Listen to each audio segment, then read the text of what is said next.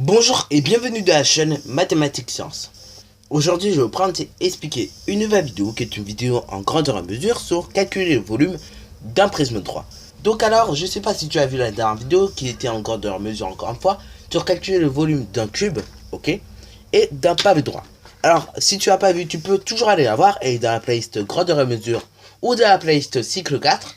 Bon, bien sûr, faut aller dans la playlist, dans la bonne playlist grandeur et mesure, c'est-à-dire dans la playlist grandeur et mesure où il y a marqué 5e mathématiques. Si tu vas dans la playlist où il y a marqué 6e mathématiques, ou je crois que c'est marqué plutôt cycle 3, CM1, CM2, 6e mathématiques et que tu vas dans grandeur et mesure, tu es sûr que tu n'auras pas les bonnes vidéos. Enfin, si tu auras également la vidéo qui te permet de calculer le volume d'un pavé droit et d'un cube, mais tu peux également, et d'ailleurs c'est mieux, regarder la vidéo qu'on a faite tout à l'heure, c'est-à-dire sur calculer le volume d'un cube et d'un pavé droit. Ok, c'est peut-être un rappel pour toi, mais néanmoins, normalement à la fin de la vidéo, je t'avais dit une petite chose, c'est que la formule qui te permet de calculer le volume d'un pavé droit, ok, et ben en fait tu as fait une petite découverte, ok.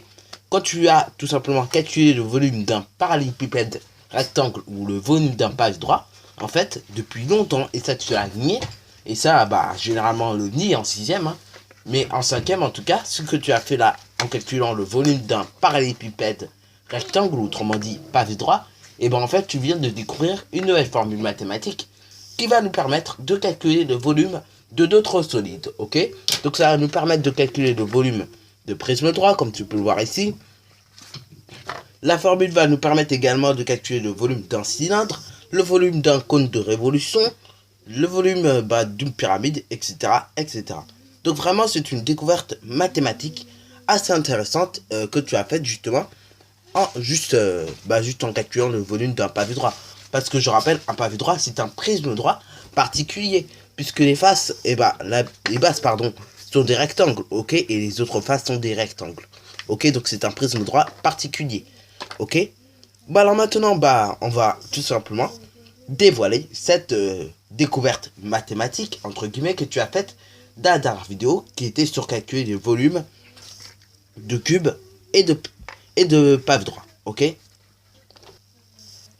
Bon alors comme tu as pu le voir justement, et ben on va tout simplement dévoiler la formule mathématique qui nous permet de calculer le volume d'un prisme droit. Peut-être que tu as déjà vu sur le cours, ok, parce que tout simplement moi je mets pas les cours en moitié, je mets en entier, comme ça au moins vous pouvez tout lire, c'est fait exprès.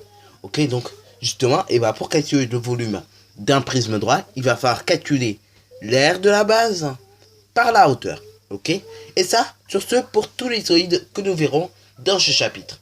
Et ainsi, en 4e, ce sera la même chose. Ce sera toujours le même principe. Tu fais l'aire de la base par la hauteur. Mais cette fois-ci, tu diviseras par 3, puisque tu vas étudier des solides qui sont pointus à la fin, ok, comme justement le cône. Donc là, tu diviseras par 3. Donc, et bien évidemment, tu multiplieras l'aire de la base par la hauteur. Pareil pour la pyramide, ok. Tu vas tout simplement, encore une fois, multiplier l'aire de la base par une hauteur et tu vas tout simplement diviser par 3. Parce que à la fin, c'est bien pointu encore une fois. Bon, cela dit maintenant, vu que nous avons découvert la formule pour calculer le volume d'un prisme droit, tout simplement, on va l'appliquer. Avant de l'appliquer justement, on va rappeler d'ailleurs ce que c'est qu'un prisme droit. Donc un prisme droit, c'est un solide, ok, qui a des bases polygonales régulières, ok. Donc là, enfin régulière n'a pas forcément, mais qui a une base en tout cas en forme de polygone. Là, tu as un prisme à base parallélogramme que je me suis fait, et d'ailleurs que je te montrerai dans la vidéo exercice lorsqu'on abordera à nouveau les solides en vidéo exercice. Et là, tu as le prisme à base triangulaire, ok, que je me suis fait encore une fois et qu'on a déjà d'ailleurs fait en vidéo, ok. Et justement, ce prisme à base triangulaire, tout simplement, ce sont les bases, donc les triangles sont les bases, et après vous avez les faces latérales qui sont ici. Voilà, donc vous en avez 3 sur un prisme droit à base triangle. Sur un prisme droit, dont la base est un parallélogramme, on a tout simplement 4 faces latérales, ok, 1, 2, 3, 4, ok. Et là, vous avez tout simplement 2 faces qui sont dites des bases, ok. Bon, maintenant, voilà, nous avons rappelé ce que c'est qu'un prisme droit. Maintenant, appliquons les formules pour calculer des volumes, tout simplement, de ces prismes droits. D'ailleurs, ça, c'est une représentation, donc cette figure-là est une représentation de ce solide-là, tout simplement en perspective cavalière. Ok? Donc, solide dont la base est un parallélogramme. Et là, bah, toujours connu, c'est un solide dont la base est un triangle. Ok? Donc, c'est la représentation en perspective cavalière, et bah, de ce solide dont la base est un triangle. Bon, sur ce, assez parlé, et donc, appliquons les formules que nous venons de découvrir pour calculer les volumes. Donc, allons-y. Donc, déjà, on rappelle la formule. Donc, on met grand V est égal, du coup, à B. Donc, B qui désigne l'aire de la base. Ça se note B parce que tout simplement, bah, il y a le mot base, ok? Mais B ne veut pas dire base. B veut dire aire de la base. Encore une fois, j'insiste bien parce que certains font l'erreur. Bien souvent, on voit dans les livres de maths B. Mais on ne sait jamais qu'est-ce que veut dire B en réalité. On pense savoir, mais on ne sait jamais en réalité. Donc on peut noter B, c'est l'aire de la base. Ok? Donc B, aire de la base. Multiplié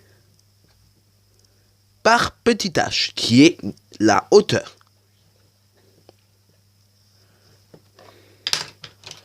Bon, vu que si on ne fonctionne pas, ce que je fais, c'est que je vais tout simplement changer.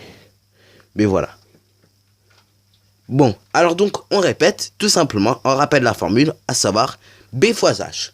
B pour l'aire de la base et non pas pour la base, ok? Donc, à pas confondre et multiplié par la hauteur, qu'on peut d'ailleurs noter BH, ok? Donc, B fois H. Généralement, dans un exercice, il faut noter toujours B fois H. Ensuite, eh ben, tu as noté grand V. Donc, on remplace cette fois-ci par les chiffres que l'on connaît, ok? Donc, est-ce que je connais l'aire de la base? Bah non, je ne connais pas à vue d'œil comme ça l'aire de la base, ok? Je ne sais pas exact, enfin, je ne sais pas à vue d'œil comme ça quelle est l'aire de la base. Mais est-ce que j'ai quelques données justement qui me permettraient de calculer l'aire de la base? Alors donc, analysons la base. Donc là, nous avons une base ici, mais j'ai oublié d'ailleurs de colorier. Nous avons également une base ici. Donc déjà, je vais colorier les deux bases, ok? Pour tout simplement qu'on le voit un peu mieux dans l'espace. Allons-y donc pour le faire. Donc voilà, une deuxième base que je viens de colorier, ok? Donc ce que je colorie en bleu sont les bases ici, ok? Et donc du coup, eh ben, la base, elle ressemble à quoi? Elle ressemble à un parallélogramme, ok? Est-ce que moi je sais calculer, comme ça, avec une formule, l'aire d'un parallélogramme? Bah oui, je sais calculer l'aire d'un parallélogramme. Il me suffit de connaître une base, ok, ou la longueur d'un côté, et que je multiplie cela par une hauteur. Donc, est-ce que j'ai la longueur d'une base ou d'un côté? Oui, j'ai la longueur d'une base ou d'un côté. Elle fait 9 cm. Est-ce que j'ai la longueur d'une hauteur? Bah oui, j'ai la longueur d'une hauteur. Donc, dans ce cas-là, et bah tout simplement, je vais multiplier. Donc, la hauteur qui fait 6 cm. Donc, je vais multiplier 6 par 9. 6 fois 9. Encore une fois, il faut connaître l'étape de multiplication. Ça fait 54. Donc, du coup, on peut noter que l'aire de la base, c'est 54. Ok? 54 cm² pour ceux qui voudraient déjà exprimer le résultat. Mais là, on va pas mettre 54 cm² puisque il manque encore la hauteur à multiplier à cela. Ok, donc on va ajouter tout simplement la hauteur. Donc là, est-ce que je connais ma hauteur? Bah oui, ma hauteur, elle fait 5 cm. Donc tout simplement, je fais 54 multiplié par 5. Voilà. Et après, je mets grand V. Donc j'indique grand V. Et donc là, et ben tout simplement, on fait 54 multiplié par 5, on obtient 270. Si tu as du mal à le faire comme ça directement, tu peux également faire 54 fois 10 qui te donne 540. Tu redivises par 2, ce qui te donne du coup, dans tous les cas, 270. Ok, 270 quoi? Et bah du coup, tous mes résultats sont exprimés en centimètres. Donc à l'arrivée, je vais mettre des centimètres, mais vu qu'on est dans les volumes, ça ne sera pas centimètre tout court, ça sera centimètre cube. Ok, et je peux noter la petite phrase suivante. Le volume de ce prisme droit est de 270 cm3. Ok, donc le petit 3 se lit au cube. Donc voilà, nous avons calculé le volume de notre premier prisme droit qui est de 270 cm3.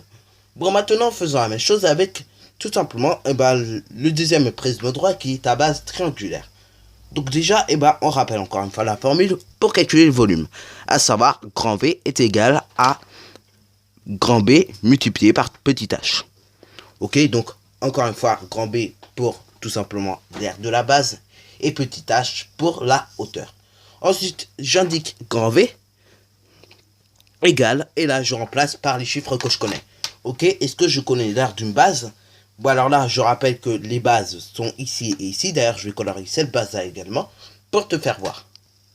Donc voilà, je vais colorier ma deuxième base, pardon. Et donc, tout simplement, là, ça va un peu mieux nous aider à avoir un peu plus d'un espace. Bon, alors, qu'est-ce qu'on va faire? Tout simplement, on va déjà indiquer l'aire d'une base. Est-ce que à l'œil nu, comme ça, je connais l'aire d'une base? Encore une fois, je te réponds que non. On ne connaît pas à l'œil nu comme ça l'aire d'une base. Mais par contre, on peut calculer l'aire d'une base. Donc là, c'est un triangle, attention. Donc ce qui veut dire que, je rappelle, pour calculer l'aire d'une base, il faut multiplier tout simplement une base du triangle, ok? C'est-à-dire un côté de mon triangle par une hauteur. Et ensuite, je divise le résultat par 2. Ok? Puisque un triangle, c'est toujours à moitié d'un quadrilatère. Hein, à ce que je sache. Ok? Donc, du coup, on divise par 2. Donc, ce qui veut dire qu'on fait. Donc, est-ce que je connais la longueur d'un côté de mon triangle? Oui, je connais la longueur d'un côté. 4 cm. Ok? Est-ce que je connais la longueur de une hauteur? Oui, je connais, ça fait 3 cm. Et tout simplement, je vais multiplier 4 par 3, ce qui me donne du coup un résultat de 12. 12 divisé par 2, ça me donne combien? Ça me donne 6. Conclusion, l'aire de cette base-là est de 6 cm carrés. Ok? Ce qui me donne 6. 6 multiplié par une hauteur que nous allons voir justement si on en a une d'ailleurs. Est-ce que je connais la longueur de une hauteur? Je connais la longueur de une hauteur. Ma hauteur fait 5 cm, donc je mets 5. Ensuite, comme je disais, je multiplie tout simplement les deux chiffres. Donc 6 fois 5. 6 fois 5, ça fait combien? Ça fait 30. 30 quoi? Tout simplement, on a mené tous nos calculs en centimètres. Alors là, je suis sûr que certains auraient bien envie de dire 30 cm, ce qui n'est pas faux. On peut mettre 30 cm. Enfin, si c'est faux, entre guillemets. Mais c'est pas faux dans le terme de l'unité, entre guillemets. Ok, 30 cm. Mais vu qu'on est dans le volume, ce sera 30 cm cubes. Donc, c'est pas vraiment faux si tu mets 30 cm. Tu vois ce que je veux dire? Parce que tu étais dans la même unité que quand tu as fait le calcul de longueur. Mais c'est quand même bête parce que du coup tu te trompes quand même. En fait c'est une erreur que tu fais, mais c'est une erreur que par moment certains se cachent. Donc du coup ça fait 30 cm cubes. Ok, le volume de notre prisme droit. Donc on peut mettre une petite phrase suivante. Le volume